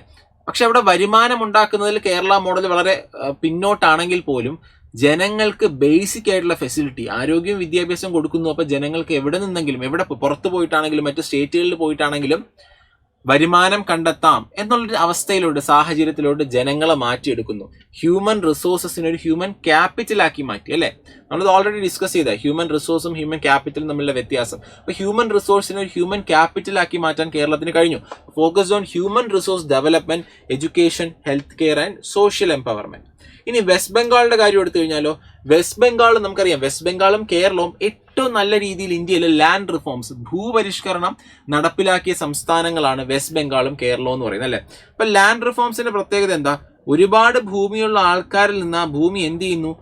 അർഹരായിട്ടുള്ള ഒരുപാട് ലാൻഡ്ലെസ് ആയിട്ടുള്ള ആൾക്കാർക്ക് വിതരണം ചെയ്ത് കൊടുക്കുന്നതിനാണ് നമ്മൾ എന്തെന്ന് പറയുന്നത്? Land reforms. അതിന്റെ ഒരു ചെറിയൊരു ലക്ഷ്യം മാത്രം. പകരം എന്തൊക്കെയാ ഈ പറയുന്ന പോലെ ഒരു ഭൂമിയിൽ എന്താണ് ടെനൻസ് ആയിട്ട് അല്ലെങ്കിൽ കുടിയാന്മാരും കുടികിടപ്പുകാരോട് താമസിക്കുന്ന ആൾക്കാർക്കൊക്കെ ഭൂമി പുനർവിതരണം ചെയ്യുന്നു. അതുവഴി ഭൂമി ഇല്ലാത്ത ഒരുപാട് ആൾക്കാർക്ക് ഭൂമി കിട്ടുന്നു, അല്ലെ? ഭൂമി എന്ന് പറയുന്നത്, ലാൻഡ് എന്ന് പറയുന്ന ഒരു അസറ്റ് അല്ലേ? ആണല്ലോ. ഭൂമി എന്ന് പറയുന്ന ഒരു അസറ്റ്, ആസ്തിയാ. അപ്പൊ നമ്മുടെ കയ്യിൽ അത്തരത്തിലുള്ള അസറ്റ് വരുമ്പോൾ അത് ഉപയോഗിച്ച് നമുക്ക് വരുമാനം നേടിയെടുക്കാൻ പറ്റുന്നു. അപ്പൊ ഇൻകം ജനറേറ്റ് ചെയ്യാൻ വേണ്ടി ആ ഒരു അസറ്റിനെ കൊണ്ട് പറ്റുന്നു. വെസ്റ്റ് ബംഗാളും കേരളവും ഒക്കെ ഈ പറയുന്ന ഇത്തരത്തിൽ ലാൻഡ് റിഫോംസ് നന്നായിട്ട് നടപ്പിലാക്കിയ ഒരു സംസ്ഥാനമാണ്. അത് റീഡിസ്ട്രിബ്യൂഷൻ ഓഫ് അസറ്റ്, പണക്കാരിൽ നിന്ന് പാവപ്പെട്ടവരിലോട്ട് ആസ്തിയുടെ പുനർവിതരണത്തിന് കാരണമായി. Andhra Pradesh, Tamil Nadu public distribution of food grains played a major role. നമുക്കറിയാം, ഇന്നും തമിഴ്നാട്ടിലെ കാര്യം എടുത്താൽ റേഷൻ കടകൾ അത്യാവശ്യം നന്നായിട്ട് പ്രവർത്തിക്കുന്ന ഒരു സംസ്ഥാനമാണ് തമിഴ്നാട്, അല്ലെ? വലിയ രീതിയിലുള്ള ആനുകൂല്യങ്ങൾ പാവപ്പെട്ടവർക്ക് എന്ത് ചെയ്യുന്നു? ഈ പറയുന്ന റേഷനും അതുപോലുള്ള മറ്റു കാര്യങ്ങളുമായിട്ടും PDS വഴി കൊടുക്കുന്നത്. ഇനി Punjab and Haryana high agriculture growth through green revolution. നമുക്കറിയാവുന്ന ഒരു പ്രധാനപ്പെട്ട പോയിന്റ് ആണ്. പഞ്ചാബ്, ഹരിയാന സംസ്ഥാനങ്ങളിലാണ് ഏറ്റവും നന്നായിട്ട് ഗ്രീൻ റവല്യൂഷൻ, ഹരിത വിപ്ലവം നടപ്പിലാക്കി. എന്താ ഗ്രീൻ റവല്യൂഷൻ എന്ന് പറയുന്നത്? HIV സീഡ്സ്, മോഡേൺ ടെക്നോളജി, ഫെർട്ടിലൈസേഴ്സും അതുപോലെ പെസ്റ്റിസൈഡ്സും എല്ലാം യൂസ് ചെയ്ത് അഗ്രികൾച്ചർ പ്രൊഡക്ഷൻ നന്നായിട്ട് കൂട്ടിയ ഒരു പ്രോസസ്സിനെ വിളിക്കുന്ന പേരാണ് ഗ്രീൻ റവല്യൂഷൻ. അപ്പൊ ഗ്രീൻ റവല്യൂഷൻ കൂടിയപ്പോൾ കർഷകർക്ക് വരുമാനം കൂടി, കർഷകരെ ദാരിദ്ര്യത്തിൽ നിന്ന് മുക്തമാക്കുന്നതിന് കാരണമായി. അപ്പൊ ഈ പറയുന്ന താഴെ പറയുന്ന സംസ്ഥാനങ്ങളെല്ലാം ദാരിദ്ര്യം വലിയ രീതിയിൽ കുറച്ച സംസ്ഥാനങ്ങളാണ്. ഇത്തരത്തിൽ ദാരിദ്ര്യം വലിയ രീതിയിൽ കുറയ്ക്കാൻ അവരെ ഹെൽപ്പ് ചെയ്ത കാര്യങ്ങളാണ് ഈ താഴെ പറയുന്ന കൊടുത്തിട്ടുള്ളത്. ഇനി അടുത്തത് ഗ്ലോബൽ പോവർട്ടി സിനാറിയോ നോക്കിയാൽ, ആഗോളതരത്തിലുള്ള പോവർട്ടി സിനാറിയോ നോക്കിക്കഴിഞ്ഞാലും അത് ഒരു 35% 1990. അതെന്ത് ചെയ്തു? 10% 2013 എത്തിയപ്പോൾ കുറയ്ക്കാൻ വേണ്ടിയിട്ട് ലോകരാജ്യങ്ങൾക്ക് മൊത്തത്തിൽ എന്ത് ചെയ്യാൻ പറ്റി? കുറയ്ക്കാൻ വേണ്ടി പറ്റി എന്നുള്ള കാര്യം അറിഞ്ഞിരിക്കും. ഒരു മാസീവ് റിഡക്ഷൻ ആണ്. പക്ഷേ അവിടെയും വേരിയേഷൻസ് ഉണ്ട്. ഓരോ രാജ്യങ്ങളിലും എന്ത് ചെയ്യുന്നുണ്ട്? വ്യത്യാസങ്ങൾ നമുക്ക് കാണാൻ വേണ്ടി പറ്റുന്നുണ്ട്. അവിടെ നോക്കിയേ, ഡ്രമാറ്റിക് ഫോൾ എവിടെ സംഭവിച്ചു? ചൈന 88% നിന്ന് 14%. 2008 2013 1.9%. സൗത്ത് ഏഷ്യ, ഇന്ത്യ ഉൾപ്പെടെയുള്ള പല രാജ്യങ്ങളിലും rapid decline due to economic growth. സാമ്പത്തിക വളർച്ച കൂടിയപ്പോൾ ഇന്ത്യ പോലുള്ള പല രാജ്യങ്ങളിലും പോവർട്ടി കുറഞ്ഞു. സബ് സഹാറിയൻ ആഫ്രിക്ക 54% നിന്ന് 41%. അതായത് വലിയൊരു കുറവ് അവിടെ ഉണ്ടായില്ല. 54% സബ് സഹാറിയൻ ആഫ്രിക്കയിൽ. അവിടുന്ന് 41% മാത്രമേ അവർക്ക് കുറയ്ക്കാൻ പറ്റിയിട്ടുള്ളൂ. ലാറ്റിൻ അമേരിക്ക 16 നിന്ന് 5.4. പഴയ സോവിയറ്റ് രാജ്യങ്ങളിൽ പോവർട്ടി തിരിച്ചു വന്നു. Was officially non existent earlier. മുന്നേ ദാരിദ്ര്യമില്ലായിരുന്നു. നമുക്കറിയാം, ഈ പറയുന്ന സോഷ്യലിസ്റ്റ് അല്ലെങ്കിൽ സോവിയറ്റ് രാജ്യം അറിയാലോ, USSR-നകത്തുണ്ടായിരുന്ന പല രാജ്യങ്ങളും അന്ന് USSR ആയിരുന്ന സമയത്ത് സർക്കാർ എന്ത് ചെയ്തു? സർക്കാർ തന്നെ നേരിട്ട് ഇടപെട്ട് എന്ത് ചെയ്തു? ഒരു വെൽഫെയർ സ്റ്റേറ്റ് എന്ന രീതിയിൽ സർക്കാർ തന്നെ ഇടപെട്ട് ദാരിദ്ര്യ നിർമ്മാർജ്ജന പ്രവർത്തനങ്ങളും ഈ പറയുന്ന കളക്റ്റീവ് ഫാമിംഗ്, കളക്റ്റീവ് ഓണർഷിപ്പ് എന്ന് പറയുന്ന ഒരു സങ്കല്പത്തിലാണ് പ്രവർത്തിച്ചിരുന്നത്. എന്നാൽ USSR ഡിസിൻറ്റഗ്രേറ്റ് ചെയ്ത് പോയി. സോവിയറ്റ് യൂണിയൻ ഡിസിൻറ്റഗ്രേറ്റ് ചെയ്ത് പോയപ്പോൾ പല രാജ്യങ്ങളും ചെറിയ ചെറിയ രാജ്യങ്ങളായിട്ട് മാറി. അവർക്ക് അവരുടെ ജനങ്ങൾക്ക് കൊടുക്കാൻ പറ്റുന്ന അത്രയും റിസോഴ്സസ് അവരുടെ കയ്യിലില്ല. അവിടെ പലപ്പോഴും ദാരിദ്ര്യം വീണ്ടും തിരിച്ചു വരാൻ തുടങ്ങി. Was officially non existent earlier. പണ്ട് ദാരിദ്ര്യം എന്ന് പറയുന്ന സംഗതി USSR-ൽ ഉണ്ടായിരുന്നില്ല. പക്ഷേ ഇവിടെ എന്ത് സംഭവിച്ചു? ഇവിടെ ദാരിദ്ര്യം വീണ്ടും തിരിച്ചു വന്നു. അപ്പോൾ ലോകരാജ്യങ്ങൾക്കിടയിലും അണീവന, മനസ്സിലായല്ലോ? ഈ പറയുന്ന പോലെ നമുക്ക് അവിടെ എന്ത് കാണാൻ പറ്റും? നമ്മൾ പറഞ്ഞു, ഇന്ത്യക്കകത്തുള്ള ഈ ഒരു വ്യത്യാസം നമുക്ക് ഇവിടെ കാണാൻ പറ്റും, ലോകരാജ്യങ്ങൾക്കിടയിലും കാണാൻ പറ്റും. ചൈനയിൽ വലിയ രീതിയിലാണ് പോവർട്ടി കുറഞ്ഞത്. കാരണം ചൈനയിൽ ഒരു ഇൻഡസ്ട്രിയൽ റവല്യൂഷൻ വന്നു. ഇൻഡസ്ട്രിയൽ റവല്യൂഷൻ പോവർട്ടി കുറയ്ക്കുന്നതിന് കാരണമായി. സൗത്ത് ഏഷ്യൻ രാജ്യങ്ങളിലും എക്കണോമിക് ഗ്രോത്ത്, ഇന്ത്യ പോലുള്ള രാജ്യങ്ങൾ നമുക്കറിയാം എക്കണോമിക് ഗ്രോത്ത് സാമ്പത്തികമായിട്ട് വളർച്ച കൈവരിച്ചത് നമ്മുടെ ഇവിടുത്തെ എന്ത് ചെയ്യുന്നു, ദാരിദ്ര്യം കുറയ്ക്കുന്നതിന് കാരണമായിട്ടുണ്ട്. അപ്പോൾ അതെന്ത് ചെയ്യുക, അതൊന്ന് നോക്കി വെച്ചോളുക. ദെൻ അത് കഴിഞ്ഞതിന് ശേഷം ഇന്ത്യയിൽ ദാരിദ്ര്യത്തിന്റെ കാരണങ്ങൾ എന്തൊക്കെയാണ്? അപ്പൊ ഇതിൽ നിന്ന് ക്വസ്റ്റ്യൻസ് വന്നിട്ടുണ്ട് കേട്ടോ. എന്തൊക്കെയാണ് റീസൺസ് അല്ലെങ്കിൽ causes of poverty in India എന്ന് പറയുന്നത്? ഒരു കാരണത്തിൽ മാത്രം ഒതുക്കാൻ പറ്റുന്നതല്ല, പല കാരണങ്ങളുണ്ട്. ഹിസ്റ്റോറിക്കൽ കോസ് ഉണ്ട്, എക്കണോമിക് കോസസ് ഉണ്ട്, അതുപോലെ സോഷ്യൽ കോസ് ഉണ്ട്. അതായത് ചരിത്രപരമായിട്ടുള്ള കാരണങ്ങളുണ്ട്, സാമ്പത്തികപരമായിട്ടുള്ള കാരണങ്ങളുണ്ട്, സാമൂഹ്യപരമായിട്ടുള്ള കാരണങ്ങളുണ്ട്. ഒന്നാമത് ചരിത്രപരമായിട്ടുള്ള കാരണം എന്തെന്ന് നോക്കിക്കഴിഞ്ഞാൽ കൊളോണിയൽ റൂൾ തന്നെയാണ്. ബ്രിട്ടീഷ് കോളനി ഭരണം നമ്മുടെ വലിയ രീതിയിൽ മുടിച്ചു, ബ്രിട്ടീഷുകാരുടെ ഭരിച്ച് മുടിച്ചിട്ടാണ് പോയത് അല്ലേ. അപ്പോൾ അവരെന്ത് ചെയ്തു, ഇവിടുത്തെ ഹാൻഡിക്രാഫ്റ്റ് ഇൻഡസ്ട്രീസ്, ട്രഡീഷണൽ ഇൻഡസ്ട്രീസ് എല്ലാം തകർത്തപ്പോൾ ഇവിടെയുള്ള ആൾക്കാർക്ക് വരുമാനം ഇല്ലാത്തൊരവസ്ഥ വന്നു. അതുപോലെ തന്നെ ആ ഒരു സമയത്ത് വളർച്ച വളരെ കുറവായിരുന്നു. ഇന്ത്യൻ സമ്പദ് വ്യവസ്ഥ വളരെ കുറഞ്ഞ രീതിയിലാണ് സാമ്പത്തിക വളർച്ച കൈവരിച്ചത്. അപ്പം ഇത്തരത്തിൽ കുറഞ്ഞ സാമ്പത്തിക വളർച്ച കൈവരിക്കുമ്പോൾ ജനങ്ങൾക്ക് പ്രത്യേകിച്ച് വരുമാനമോ ജോലിയൊന്നും ഇല്ലാത്ത അവസ്ഥ വന്നു. അപ്പോൾ ബ്രിട്ടീഷ് കൊളോണിയൽ റൂൾ എന്ന് പറയുന്നത് അതിൻ്റെ ഒരു പ്രധാനപ്പെട്ട കാരണം തന്നെയാണ് കേട്ടോ. അപ്പോൾ ഇന്ത്യയിൽ ദാരിദ്ര്യം കൂടുന്നതിൻ്റെ ഒരു പ്രധാനപ്പെട്ട കാരണം എന്ന് പറയുന്നത് കൊളോണിയൽ റൂൾ തന്നെയാണ്. കൊളോണിയൽ റൂൾ എന്ന് വെച്ചാൽ കോളനി ഭരണം. ഇനി അടുത്തത് എക്കണോമിക് കോസസ് എന്ന് ചോദിച്ചാൽ പോപ്പുലേഷൻ ഗ്രോത്ത്. അതിൻ്റെ പ്രധാനപ്പെട്ട റീസൺ ആണ് പോപ്പുലേഷൻ ഗ്രോത്ത്. നമ്മുടെ രാജ്യത്ത് ജനസംഖ്യാ വർധനം അല്ലെ, ജനസംഖ്യാ വർധനം വരുമ്പോൾ നമുക്കറിയാം എല്ലാ ജനങ്ങൾക്കും നമ്മൾ എന്ത് കൊടുക്കണം, റിസോഴ്സസ്. അതായത് എല്ലാ ജനങ്ങൾക്കും പട്ടിണി മാറ്റാനായിട്ട് ഭക്ഷണം എത്തിച്ചു കൊടുക്കണം, എല്ലാ ജനങ്ങൾക്കും ആരോഗ്യ സംവിധാനങ്ങൾ കൊടുക്കണം, എല്ലാ ജനങ്ങൾക്കും വിദ്യാഭ്യാസം കൊടുക്കണം. അപ്പോൾ ഈ പറയുന്ന ജനസംഖ്യ കൂടിയാൽ എന്താ സംഭവിക്കുക, ജനസംഖ്യ കൂടിക്കഴിഞ്ഞാൽ അത്രത്തോളം റിസോഴ്സസ് ഇല്ല, റിസോഴ്സസുകൾ വലിയ രീതിയിൽ കുറവാണ്. അപ്പം അതുകൊണ്ട് തന്നെ ഈ പറയുന്ന പോലെ എന്താണ്, ജനസംഖ്യ കൂടുന്നത് ദാരിദ്ര്യം കൂട്ടുന്നതിന് വലിയൊരു കാരണമായി. അൺഈക്വൽ ഡിസ്ട്രിബ്യൂഷൻ ഓഫ് ലാൻഡ് അല്ലെ, എല്ലാ സ്ഥലത്തും ലാൻഡ് ഒരുപോലെ ജനങ്ങൾക്ക് കിട്ടണമെന്നുണ്ടോ? ഇല്ല. കേരളം, ബംഗാൾ തുടങ്ങിയ പല സംസ്ഥാനങ്ങളും ലാൻഡ് റിഫോംസ് നല്ല രീതിയിൽ നടപ്പിലാക്കിയെങ്കിൽ പോലും മറ്റ് പല സംസ്ഥാനങ്ങളിലും ലാൻഡ് റിഫോംസ് ആക്ച്വലി പരാജയമായിരുന്നു. ഇനി green revolution limitations. Green revolution എന്ന് പറയുന്നത് വളരെ കുറച്ച് സ്ഥലങ്ങളിൽ മാത്രമേ ഉണ്ടായിരുന്നുള്ളൂ. മാത്രമല്ല എല്ലാവർക്കും തന്നെ ഇത് വരുമാനമോ ജോലിയോ ഉണ്ടായി കൊടുത്തിട്ടില്ല. അർബൻ മൈഗ്രേഷൻ മറ്റൊരു പ്രധാനപ്പെട്ട പ്രശ്നമാണ്. റൂറൽ ഏരിയാസിൽ നിന്ന് ആൾക്കാർ എന്ത് ചെയ്യുന്നു, ഗ്രാമപ്രദേശങ്ങളിൽ നിന്ന് ആൾക്കാർ നേരെ നഗരപ്രദേശങ്ങളിലോട്ട് മാറുന്നു. മനസ്സിലായോ? അവിടെ ചെന്നിട്ട് ചെറിയ ചെറിയ ജോലികൾ ചെയ്യുന്നു. ഇവിടെ നോക്കി, rickshaw pullers, vendors, domestic servants, slum expand തുടങ്ങിയ കാര്യങ്ങൾ. അതുവഴി സ്ലം എക്സ്പാൻഡ് ചെയ്തു എന്ന് വെച്ചാൽ ഈ പറയുന്ന നമുക്കറിയാം നഗരങ്ങളോട് ചേർന്നുള്ള ചേരികൾ വളരുന്നതിനും അവിടെ ദാരിദ്ര്യം കൂടുന്നതിനും കാരണമായി. പലപ്പോഴും ഗ്രാമപ്രദേശത്ത് ജോലി ഇല്ലാത്തതുകൊണ്ട് ഗ്രാമപ്രദേശത്ത് നിന്ന് കുറച്ചുകൂടെ വരുമാനം തേടി മെച്ചപ്പെട്ട ജീവിത സാഹചര്യം തേടി നഗരത്തിലോട്ട് വരുന്ന ആൾക്കാരുണ്ട്.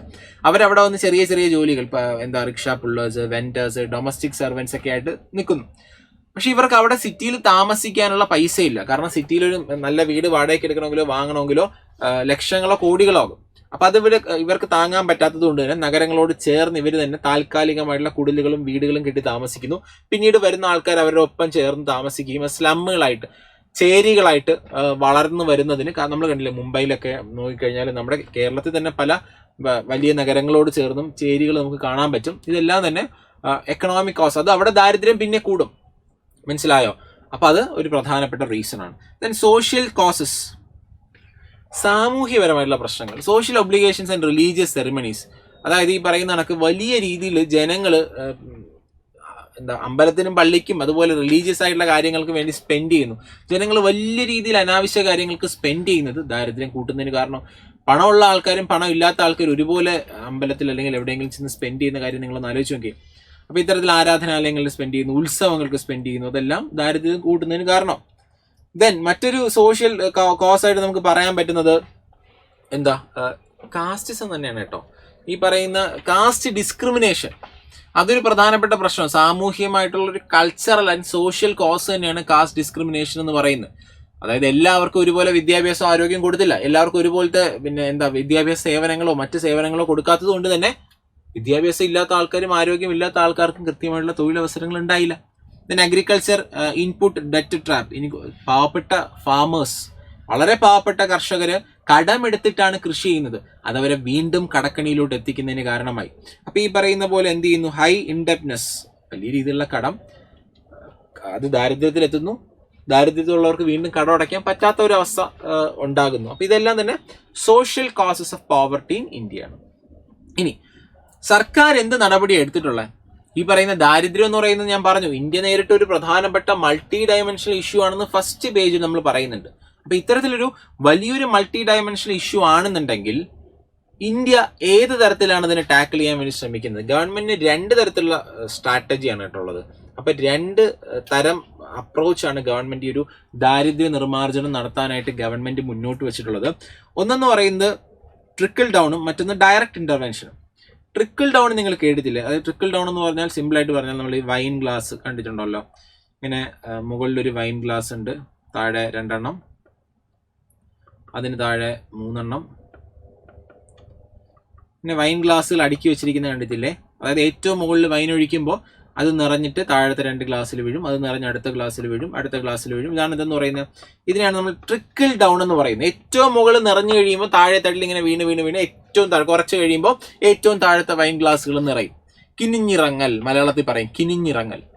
ട്രിക്കിൾ ഡൗൺ തിയറി എന്നൊരു തിയറി തന്നെയുണ്ട്. അതിന്റെ അർത്ഥം എന്ന് വെച്ചാൽ സമൂഹത്തിന്റെ ഏറ്റവും ടോപ്പ് ലെവലിലുള്ള ആൾക്കാർ, വലിയ വലിയ കമ്പനികളൊക്കെ വളരുന്നു എന്ന് വിചാരിക്കുക. അത് വളരുമ്പോൾ രാജ്യത്ത് കൂടുതൽ ഗ്രോത്ത് ഉണ്ടായാൽ, രാജ്യത്ത് കൂടുതൽ വളർച്ച ഉണ്ടായി കഴിഞ്ഞാൽ ഉറപ്പായിട്ടും വലിയ വലിയ കമ്പനികൾ വളർന്നു, ആ കമ്പനികളുടെ മുതലാളിമാരൊക്കെ പണക്കാരാകുന്നു. സ്വാഭാവികമായിട്ട് ആ കമ്പനികളിൽ കൂടുതൽ ആൾക്കാരെ ജോലിക്കെടുക്കില്ലേ? ജോലിക്കെടുക്കുമ്പോൾ താഴെത്തട്ടുള്ള ആൾക്കാർക്കും വരുമാനം കിട്ടും. പറഞ്ഞാൽ മനസ്സിലായല്ലോ. അപ്പൊ സമൂഹത്തിന്റെ ഏറ്റവും ടോപ്പ് ക്ലാസ്സിലുള്ള ആൾക്കാർക്ക് കൂടുതൽ പൈസ കിട്ടുമ്പോൾ അവർ പുതിയ കമ്പനികളും സ്ഥാപനങ്ങളും തുടങ്ങുമ്പോൾ അതുവഴി കൂടുതൽ ആൾക്കാർക്ക് എന്ത് ചെയ്യുന്നു? ജോലി കിട്ടുന്നു. ജോലി കിട്ടുന്ന വഴി അവർക്ക് എന്ത് ചെയ്യുന്നു? വരുമാനം കിട്ടുന്നു. താഴെ തട്ടിലോട്ട് വരുമാനം എന്ത് ചെയ്യുന്നു? Economic growth. രാജ്യത്ത് വളർച്ച ഉണ്ടാകണം. വളർച്ച ഉണ്ടായാൽ ഏറ്റവും മുകളിൽ തൊട്ടുള്ള ആൾക്കാർക്ക് അതിന്റെ ബെനിഫിറ്റ് കിട്ടും. അത് എന്ത് ചെയ്യും? പതിയെ പതിയെ പതിയെ താഴെ തട്ടുള്ള ആൾക്കാർക്കും കിട്ടും. ഇതാണ് ട്രിക്കിൾ ഡൗൺ എന്ന് പറയുന്നത്. പക്ഷെ പ്രശ്നം എന്ന് പറയുന്നത് അവിടെ വലിയ രീതിയിൽ ഇൻഇക്വാലിറ്റി ഉണ്ടാവും. ഏറ്റവും പണമുള്ള ആൾക്കാർ വീണ്ടും വീണ്ടും പണക്കാരായിട്ട് മാറുന്നു. പാവപ്പെട്ട ആൾക്കാർക്ക് അതിന് വളരെ ചെറിയൊരു പോർഷൻ മാത്രമേ കിട്ടുന്നുള്ളൂ. അതും വളരെ ടൈം കൺസ്യൂമിംഗ് ആണ്. മനസ്സിലായല്ലോ? വളരെ വളരെ സമയം എടുത്തിട്ടാണ് ഏറ്റവും താഴെത്തുള്ള ആൾക്കാർക്ക് പോലും അതിന്റെ ബെനിഫിറ്റ് കിട്ടുക. അപ്പൊ അതാണ് ഒന്നാമത്തെ ട്രിക്കിൾ ഡൗൺ അപ്രോച്ച് എന്ന് പറയുന്നത്. Promotion of economic growth. സാമ്പത്തിക വളർച്ച കൈവരിച്ചതിന് ശേഷം അതുവഴി എന്ത് ചെയ്യാം? ഈ പറയുന്ന ദാരിദ്ര്യം ഇല്ലാണ്ടാക്കാം. അപ്പൊ അത് വേണോ? ആ ഒരു അപ്രോച്ച് നമുക്ക് വേണം. പക്ഷെ അതിനൊപ്പം ഇമ്മീഡിയറ്റ് ആയിട്ട് ഗവൺമെന്റ് എടുക്കാനുള്ള ആക്ഷൻസ് ഉണ്ട്. അതാണ് ഡയറക്റ്റ് ഇന്റർവെൻഷൻ അല്ലെങ്കിൽ ടാർഗറ്റഡ് ആന്റി പോവർട്ടി പ്രോഗ്രാം. നേരിട്ട് ഗവൺമെന്റ് നടത്തുന്ന പരിപാടികൾ, അല്ലെ, നേരിട്ട് ഗവൺമെന്റ് നടത്തുന്ന പദ്ധതികളുണ്ട്. അതാണ് ഏറ്റവും ആവശ്യം എന്ന് പറയുന്നത്. ഏറ്റവും പെട്ടെന്ന് ഒരു ഇമ്മീഡിയറ്റ് ആക്ഷൻ വേണം. അതാണ് ഡയറക്റ്റ് ഇന്റർവെൻഷൻ എന്ന് പറയുന്നത്. അപ്പോൾ ഗവൺമെന്റിന്റെ ഈ പറയുന്ന കണക്ക് എക്കണോമിക് ഗ്രോത്ത് എങ്ങനെയാണ് ഇമ്പാക്ട് ഉണ്ടാക്കിയെന്ന് നോക്കിക്കഴിഞ്ഞാൽ 1980 മുതൽ India's economy has been one of the fastest globally. നമുക്കറിയാം ഇന്ന് തന്നെ ലോകത്തെ ഏറ്റവും വേഗത്തിൽ വളരുന്ന സമ്പദ് വ്യവസ്ഥകളിൽ ഒന്നാണ് ഇന്ത്യ എന്ന് പറയുന്നത്. അപ്പോൾ ഗ്രോത്ത് 3.5 6% എത്തിയിട്ടുണ്ട്. അപ്പോൾ the higher growth significantly contributed to poverty reduction. അത് എന്ത് ചെയ്തിട്ടുണ്ട്? നമ്മുടെ രാജ്യത്തെ ദാരിദ്ര്യ നിർമ്മാർജ്ജനത്തിലോട്ട് എത്തിച്ചിട്ടുണ്ട്. ഈ പറയുന്ന കൂടുതൽ രാജ്യം വളരുന്നു, കൂടുതൽ ഗുഡ്സ് ആൻഡ് സർവീസസ് പ്രൊഡ്യൂസ് ചെയ്യുമ്പോൾ കമ്പനികൾ ലാഭം ഉണ്ടാക്കുന്നു, അതുവഴി കൂടുതൽ ആൾക്കാർക്ക് പൈസ കിട്ടുന്നു, കൂടുതൽ ആൾക്കാർക്ക് ജോലി കിട്ടുന്നു, വരുമാനം ഉണ്ടാക്കുന്നു. അപ്പം ദാരിദ്ര്യം കുറയ്ക്കുന്നതിൽ ഈ പറയുന്ന എക്കണോമിക് ഗ്രോത്ത് വലിയൊരു പങ്ക് വഹിച്ചിട്ടുണ്ട്. Economic growth widens opportunities and provide resources for human development. കാരണം എക്കണോമിക് ഗ്രോത്ത് വഴി പുതിയ പുതിയ ബിസിനസ്സുകൾ വരുന്നു, കൂടുതൽ ആൾക്കാർക്ക് ജോലി കിട്ടുന്നു. ഇനി പുതിയ വിദ്യാഭ്യാസ സ്ഥാപനങ്ങൾ വരുന്നു, പുതിയ ആശുപത്രികൾ വരുന്നു. അതെല്ലാം തന്നെ ഹ്യൂമൻ ഡെവലപ്മെന്റ്, മനുഷ്യ വികസനം, മാനവ വികസനത്തിന് കാരണമാകുന്നു, അല്ലെ? അപ്പൊ എക്കണോമിക് ഗ്രോത്ത് വഴി എന്ത് ചെയ്യുന്നുണ്ട്? ഈ പറയുന്ന പോലെ ദാരിദ്ര്യ നിർമ്മാർജ്ജനം നടക്കുന്നുണ്ട്. ഇനി ആന്റി പോവർട്ടി പ്രോഗ്രാമുകളുണ്ട്. ഗവൺമെന്റിന്റെ ഡയറക്റ്റ് ഇന്റർവെൻഷൻ പ്രോഗ്രാമുകളുണ്ട്. നമുക്കറിയാം MGNREG, ഇപ്പൊ അതിന്റെ പേര് മാറ്റി VBG റാംജി എന്നാക്കി, അല്ലെ? തൊഴിലുറപ്പ് പദ്ധതി. 100 ദിവസം ജോലി കൊടുക്കുക എന്നുള്ളതാണ് എന്റെ ഉദ്ദേശം, അല്ലെ? Mahatma Gandhi national rural employment guarantee act, അതൊരു ഡയറക്റ്റ് ഇന്റർവെൻഷനാണ്. കാരണം ഗവൺമെന്റ് ഒരു സൈഡിൽ നിന്ന് എക്കണോമിക് ഗ്രോത്ത് വഴി ഇൻഡയറക്റ്റ് ആയിട്ട് ആൾക്കാർക്ക് ജോലി കിട്ടട്ടെ എന്ന് പറയുമ്പോഴും ഇപ്പുറത്തെ സൈഡിൽ ഗവൺമെന്റ് ഒരുപാട് ഡയറക്റ്റ് ആയിട്ട് ഇന്റർവ്യൂ ചെയ്യുന്നുണ്ട്. MGNREG, മഹാത്മാഗാന്ധി ദേശീയ ഗ്രാമീണ തൊഴിലുറപ്പ് പദ്ധതി 2005 പാസ്സാക്കി 2006 നിലവിൽ വരുന്നു. 100 ദിവസം ഉറപ്പായിട്ട് ജോലി കൊടുക്കുന്നു. അതുപോലെ പ്രധാനമന്ത്രി റോസ്ഗാർ യോജന എന്ന് വെച്ചാൽ എഡ്യൂക്കേറ്റഡ് ആയിട്ടുള്ള അൺഎംപ്ലോയിഡ്, ഇപ്പോൾ വിദ്യാഭ്യാസമുള്ള തൊഴിലില്ലാത്ത ആൾക്കാർക്ക്, പ്രത്യേകിച്ച് ഗ്രാമപ്രദേശത്തിലും ചെറിയ പട്ടണങ്ങളിലുള്ള ആൾക്കാർക്ക് സ്വയം തൊഴിൽ കണ്ടെത്താൻ, സ്വന്തമായിട്ട് എന്തെങ്കിലും ബിസിനസ് തുടങ്ങാൻ വേണ്ടിയിട്ട് ഗവൺമെന്റ് സഹായിക്കുന്ന പദ്ധതിയാണ് പ്രധാനമന്ത്രി Rozgar Yojana, prime minister Rozgar Yojana, PMROY. ഇനി റൂറൽ എംപ്ലോയ്മെന്റ് ജനറേഷൻ പ്രോഗ്രാം എന്ന് വെച്ചാൽ സെൽഫ് എംപ്ലോയ്മെന്റ് പ്രോഗ്രാം തന്നെയാണ്.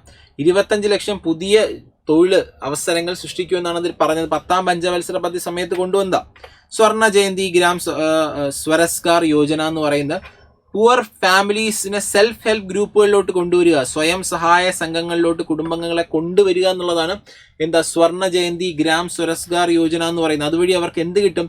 ബാങ്ക് ക്രെഡിറ്റും ഗവൺമെന്റ് സബ്സിഡിയും കിട്ടും. കുടുംബശ്രീ വഴിയൊക്കെ ലോൺ കിട്ടുന്നില്ലേ?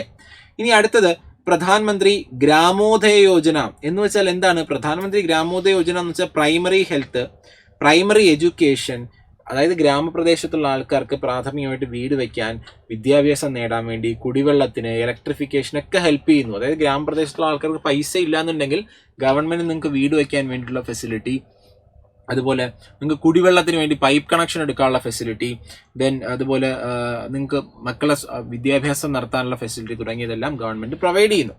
ദെൻ അന്ത്യോദയ അന്ന യോജന നിങ്ങൾ എല്ലാവരും കേട്ടിട്ടില്ലേ? മഞ്ഞ റേഷൻ കാർഡ്, കേരളത്തിലുള്ള മഞ്ഞ റേഷൻ കാർഡ് നിങ്ങൾ കണ്ടിട്ടുണ്ടല്ലോ. പാവപ്പെട്ടവരിലും പാവപ്പെട്ടവരായ ആൾക്കാരെയാണ് നമ്മൾ അന്ത്യോദയ അന്ന യോജന കാർഡ് അല്ലെങ്കിൽ ആ ഒരു സ്കീമിന് ബെനിഫിഷ്യറീസ് എന്ന് പറയുന്നത്. അന്ത്യോദയ വാക്കിന്റെ അർത്ഥം എന്താ? അവസാനത്തെ ആളുടെ ഉന്നമനം. അപ്പൊ സാമൂഹ്യമായിട്ടും സാമ്പത്തികമായിട്ടും ഏറ്റവും പിന്നോക്കം നിൽക്കുന്ന ആൾക്കാര് അവസാനം, അന്ത്യം, അന്ത്യോദയ അവസാനത്തെ ആൾക്കാരുടെ ഉന്നമനം. അന്നായോജന അവർക്ക് എന്ത് കൊടുക്കണം? ഭക്ഷണ സാധനങ്ങൾ, സബ്സിഡൈസ്ഡ് ഫുഡ് എന്ന് വെച്ചാൽ കുറഞ്ഞ നിരക്കിൽ അവർക്ക് എന്ത് കൊടുക്കുക?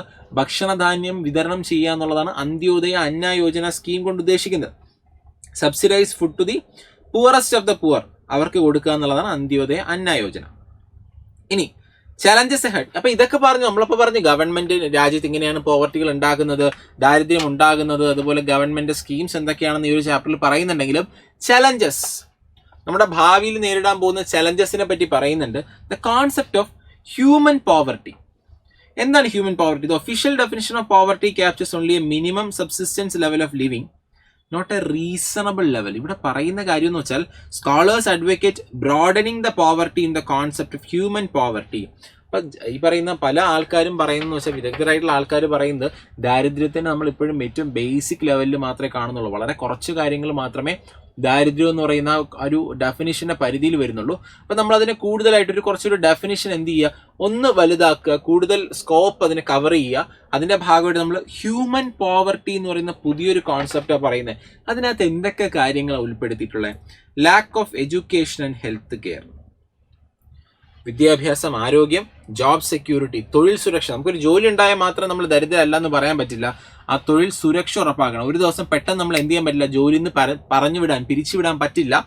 Then lack of self confidence, then discrimination based on caste and gender. Gender discrimination നമ്മൾ ഇതുവരെ പറഞ്ഞില്ല, പക്ഷെ ജെൻഡർ ഡിസ്ക്രിമിനേഷൻ ഒരു പ്രധാനപ്പെട്ട ഇഷ്യൂ തന്നെയാണ് അല്ലേ. നമുക്കറിയാം പലപ്പോഴും ആൺകുട്ടിയും പെൺകുട്ടിയും വീട്ടിലുണ്ടാകുമ്പോൾ പെൺകുട്ടികളെക്കാളും ആൺകുട്ടിക്ക് വിദ്യാഭ്യാസം കൂടുതൽ കൊടുക്കാനൊരു സാഹചര്യം ഉണ്ടാകുന്നു അല്ലേ.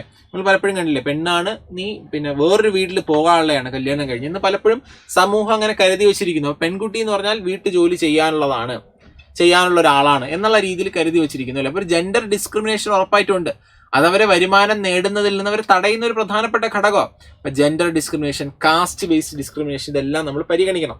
Lack of political freedom and voice, അതും ഒരു പ്രധാനപ്പെട്ട പ്രശ്നം തന്നെയാണ്. അപ്പൊ നമ്മൾ ഹ്യൂമൻ പോവർട്ടിയിലോട്ടാണ് നമ്മൾ എന്ത് ചെയ്യാനുള്ളത്, കൂടുതലായിട്ട് ഡിസ്കസ് ചെയ്യാനുള്ളതെന്ന് ഈ ഒരു ചാപ്റ്റർ പറഞ്ഞു വയ്ക്കുന്നത്. അപ്പൊ ഇത്രയും കാര്യങ്ങളാണ് NCERT തേർഡ് പാർട്ട്, അതായത് ചാപ്റ്റർ 3, 9th സ്റ്റാൻഡേർഡിലെ ചാപ്റ്റർ 3 പോവർട്ടി ആസ് എ ചലഞ്ചിൽ നോക്കാനുള്ളത്.